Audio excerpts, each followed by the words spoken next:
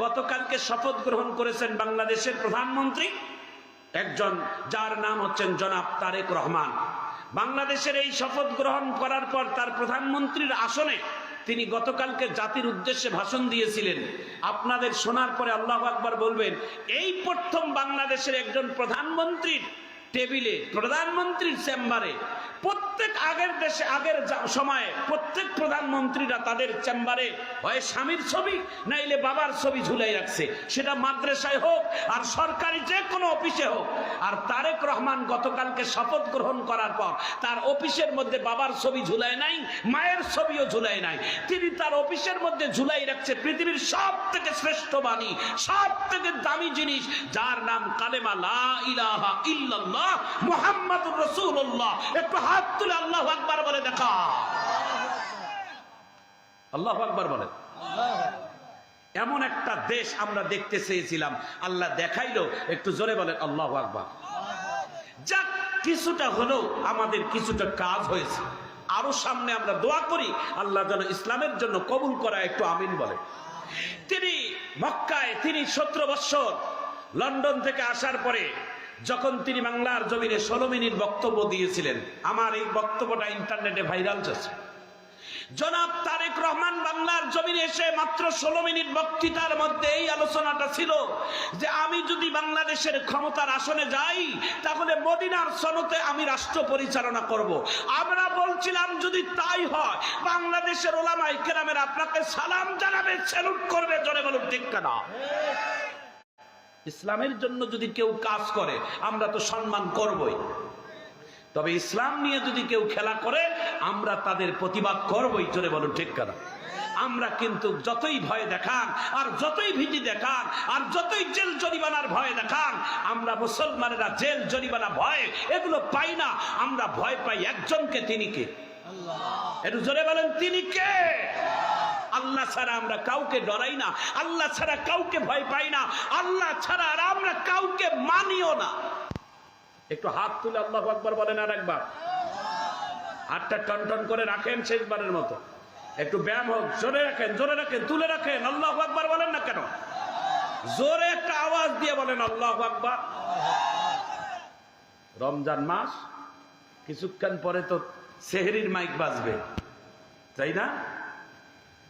ওঠেন মুসলমান, ওঠেন মা ও বোনেরা, ওঠেন, সেহরি রান্না করেন, সেহরি খান। এখন সময় এত, এগুলো তো বলবে কিছুক্ষণের মধ্যে, কিছুক্ষণ পরে তো জাগনাই হবে।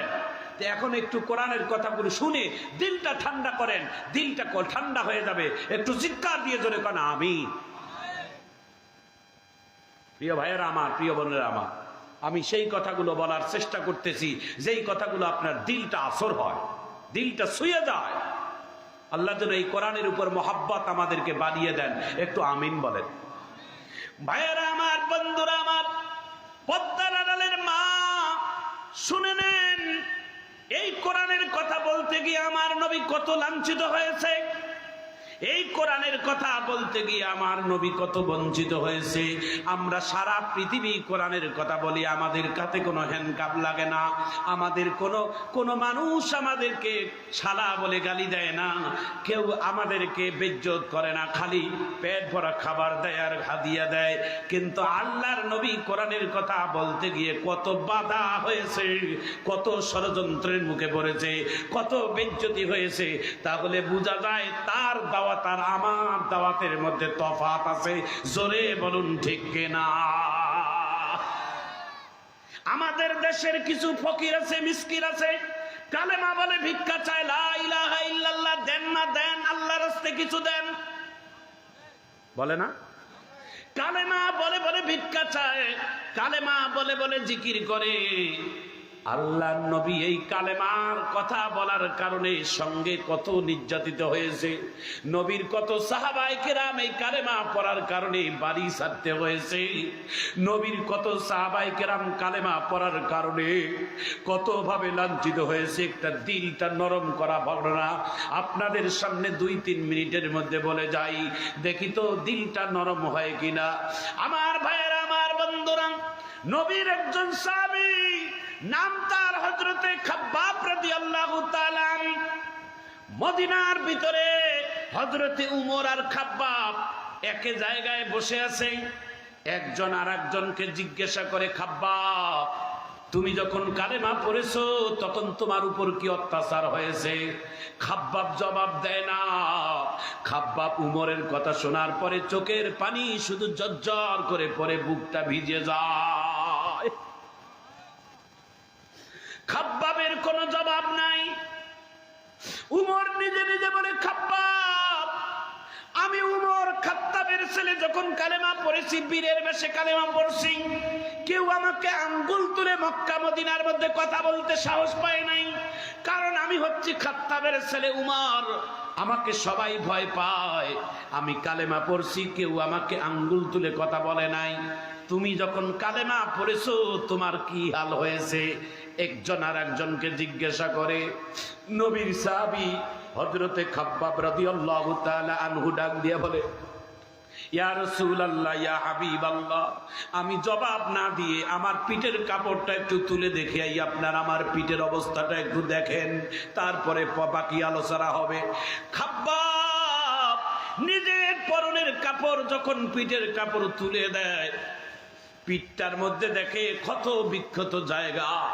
হযরতে উমর ডাক দিয়া বলে, খাব্বাব এটা তো মনে হয় ছোটবেলায় তোমার বসন্ত অথবা কোনো কুষ্ঠরোগ হয়েছে, এই জন্য হয়তো তোমার পিঠের মধ্যে ছোট ছোট দাগ দেখা যায়। খাব্বাব ইশারায় বলে, না না, আমার ছোটবেলায় কুষ্ঠ হয় নাই, আমার কোনো রোগ হয় নাই। বলে তাহলে এই পিঠের মধ্যে ছোট ছোট কেন দাগ? বলে এই পিঠের মধ্যে আমার দাগ হলো, আমি যখন কালেমা পড়েছি আমার পরিবার লোকেরা আমাকে কালেমা ছাড়ার জন্য কয়লার আগুন জ্বালাইয়া, কয়লার আগুন এমন ভাবে দাউ দাউ করে জ্বালাইয়া, ওই কয়লার আগুন সাজাইয়া আমি খাব্বাবের হাতে পায়ের মধ্যে রশি লাগাইয়া ওই খাব্বাবকে কয়লার আগুনের মধ্যে ফেলাই দিয়ে বুকের মধ্যে পা দিয়ে বলছিল, রে খাব্বাব কালেমা যদি ছাড়িস তাহলে আগুন থেকে উঠানো হবে, আর যদি না ছাড়ো তাহলে আগুনের মধ্যেই তোমাকে মরতে হবে। সেই দিন আমি খাব্বাব আকাশের দিকে তাকিয়ে বলছিলাম, ওগো আকাশের মালিক,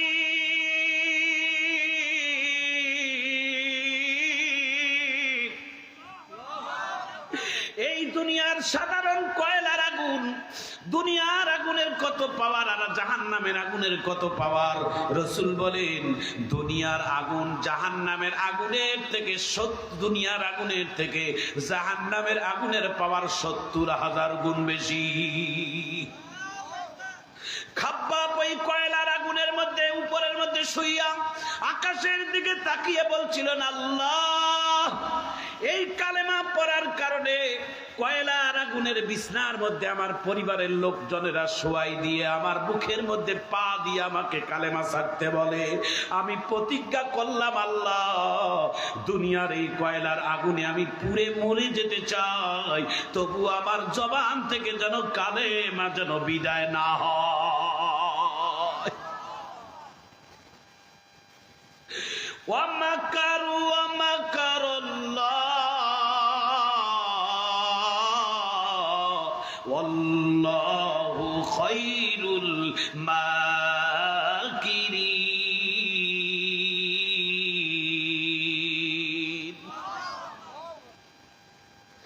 যার যত পরীক্ষা তার তত রেজাল্ট, ঠিক কিনা বলেন ভাইজান আমার, বন্ধুগণ আমার, যার যত কঠিন পরীক্ষা তার তেমন রেজাল্ট। বাংলাদেশে 17 বৎসর বাংলার সন্তান থাকতে পারে নাই। বাংলাদেশের সন্তান, রাজ পরিবারের সন্তান, তিনবার তার মা হচ্ছেন এই দেশের প্রধানমন্ত্রী বেগম জিয়া, তার বাবা ছিলেন এদেশের স্বাধীনতার ঘোষক, নাম তার জিয়াউর রহমান, তার বাবা ছিলেন এদেশের সাবেক সেনাপ্রধান, নাম তার জিয়াউর রহমান, তিনিও ছিলেন একজন সাবেক রাষ্ট্রপতি। দেশের হিংসা প্রতিহিংসার কারণে, রাজনীতির শিকারের কারণে দেশের মাটিতে 17 বৎসর থাকতে পারে নাই। 17 বৎসর লন্ডনে যাপন করার পর বাংলার জমিনে ছুটে এসেছে মায়ের মৃত্যু মুখটা দেখার জন্য। মাকে হারাইলে বাবা হারাইছেন অনেক আগে, তার একটা আদরের ছোট ভাই, নাম তার কোকো, সেই ভাইটাও চলে গেছে। আজকে সেই ছেলেটা বাংলাদেশের একজন অনেক প্রিয় একজন প্রধানমন্ত্রী, নাম তার তারেক রহমান। একটু চিৎকার দিয়ে জোরে বলা যায় না আল্লাহু আকবার? দেন হাত তুলে একটু আল্লাহু আকবার বলেন। যেই দলে করি না কেন, এখন যেহেতু বাংলাদেশের প্রধানমন্ত্রী, এটা আমাদের মানায় লাগবে।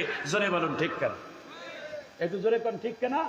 আতিউল্লাহ ওয়া আতিউর রাসূল উলিল আমরি মিনকুম। এখন উনি আমাদের এই দেশের আমির, ওনার শাসন, ওনার আইন আমাদেরকে মানায় লাগবে, কারণ আল্লাহ ওনাকে আমাদের দেশের প্রধানমন্ত্রী বানাইছে, যেভাবেই হোক। জোরে বলুন ঠিক কেনা? তারেক রহমান এ দেশের বাংলাদেশের প্রধানমন্ত্রী, বিএনপি জাতীয়তাবাদী দল, বাংলাদেশের প্রধান দ্বিতীয় যিনি, বাংলাদেশের এখন বিরোধী দলের প্রধান যিনি, তিনি হচ্ছেন জামাত ইসলামের আমির ডক্টর শফিকুর রহমান। একজন অনেক বয়স্ক মানুষ, প্রতিদ্বন্দ্বী। বিভিন্ন অনেক দিন আমরা এরকম বৈঠক দেখি নাই, একই টেবিলের মধ্যে বিরোধী দল সরকারি দল একসঙ্গে মিলেমিশে খাচ্ছে, কথাও বলতেছে। একটু মারহাবা বলেন। বাংলাদেশে এই রাজনীতিটা আমরা অনেক দিন থেকে দেখতে চেয়েছি। আলহামদুলিল্লাহ, দীর্ঘদিন পর, প্রায় 36 থেকে 37, প্রায় 35-36 বছর পর আলহামদুলিল্লাহ এবারে বাংলাদেশে একটা পুরুষ প্রধানমন্ত্রী আল্লাহ আমাদেরকে দেখাইছে। একটু আলহামদুলিল্লাহ বলি। বাংলাদেশের বিরোধী দল যদি ক্ষমতায় যাইত, তাহলে উনিও পুরুষ মানুষ ছিলেন, ডক্টর শফিকুর রহমান। আর বাংলাদেশের বর্তমান যিনি প্রধানমন্ত্রী, ইনিও একজন পুরুষ মানুষ। আলহামদুলিল্লাহ, এটা দেখে খুশি হইলাম। এই জন্য আপনারা শোনার পর আল্লাহু আকবার বলবেন। গতকালকে শপথ গ্রহণ করেছেন বাংলাদেশের প্রধানমন্ত্রী, একজন যার নাম হচ্ছেন জনাব তারেক রহমান। বাংলাদেশের এই শপথ গ্রহণ করার পর তার প্রধানমন্ত্রীর আসনে তিনি গতকালকে জাতির উদ্দেশ্যে ভাষণ দিয়েছিলেন। আপনাদের শোনার পরে আল্লাহু আকবার বলবেন, এই প্রথম বাংলাদেশের একজন প্রধানমন্ত্রীর টেবিলে, প্রধানমন্ত্রীর চেম্বারে, প্রত্যেক আগের সময়ে প্রত্যেক প্রধানমন্ত্রীরা তাদের চেম্বারে হয় স্বামীর ছবি নাইলে বাবার ছবি ঝুলাই রাখছে, সেটা মাদ্রাসায় হোক আর সরকারি যে কোনো অফিসে হোক। আর তারেক রহমান গতকালকে শপথ গ্রহণ করার পর তার অফিসের মধ্যে বাবার ছবি ঝুলাই নাই, মায়ের ছবিও ঝুলাই নাই। তিনি তার অফিসের মধ্যে ঝুলাই রাখছে পৃথিবীর সব থেকে শ্রেষ্ঠ বাণী, সব থেকে দামি জিনিস, যার নাম কালেমা লা ইলাহা ইল্লাল্লাহ মুহাম্মাদুর রাসূলুল্লাহ। একটু হাত তুলে আল্লাহু আকবার বলে দেখা। আল্লাহু আকবার বলেন। এমন একটা দেশ আমরা দেখতে চেয়েছিলাম, আল্লাহ দেখাইলো। একটু জোরে বলেন আল্লাহু আকবার। যাক, কিছুটা হলেও আমাদের কিছুটা কাজ হয়েছে। আরো সামনে আমরা দোয়া করি আল্লাহ যেন ইসলামের জন্য কবুল করা। একটু আমিন বলে। তিনি মক্কায়, তিনি 17 বছর লন্ডন থেকে আসার পরে যখন তিনি বাংলার জমিনে 16 মিনিট বক্তব্য দিয়েছিলেন, আমার এই বক্তব্যটা ইন্টারনেটে ভাইরাল হয়েছে। জনাব তারেক রহমান বাংলার জমিনে এসে মাত্র 16 মিনিট বক্তৃতার মধ্যে এই আলোচনাটা ছিল যে আমি যদি বাংলাদেশের ক্ষমতার আসনে যাই, তাহলে মদিনার সনতে আমি রাষ্ট্র পরিচালনা করব। আমরা বলছিলাম যদি তাই হয়, বাংলাদেশের ওলামায়ে কেরামের আপনাকে সালাম জানাবে, স্যালুট করবে। জোরে বলুন ঠিক কিনা?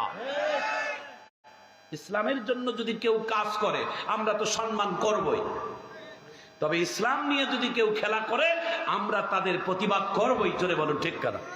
আমরা কিন্তু যতই ভয় দেখান আর যতই ভীতি দেখান আর যতই জেল জরিমানার ভয় দেখান, আমরা মুসলমানেরা জেল জরিমানা ভয় এগুলো পাই না। আমরা ভয় পাই একজনকে, তিনি কে? আল্লাহ। একটু জোরে বলেন, তিনি কে?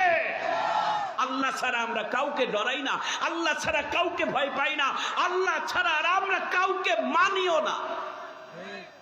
কারা কারা একমত? একটু হাত তুলে শেষবারের মতো আল্লাহু আকবার বলে দেখা। মাঠ। আলহামদুলিল্লাহ, আল্লাহ আপনি কবুল করেছেন, আমাকে আমিন বলেন। আমরা জনাব তারেক রহমান, আমাদের বাংলাদেশের প্রধানমন্ত্রী, আল্লাহ যেন তাকে হায়াতে কুল্লিয়াত দান করেন, আমিন বলেন। বাংলাদেশের বিরোধী দলের যিনি প্রধান ডক্টর শফিকুর রহমান, তেনাকেও যেন আল্লাহ তাআলা হায়াতে কুল্লিয়াত দান করেন,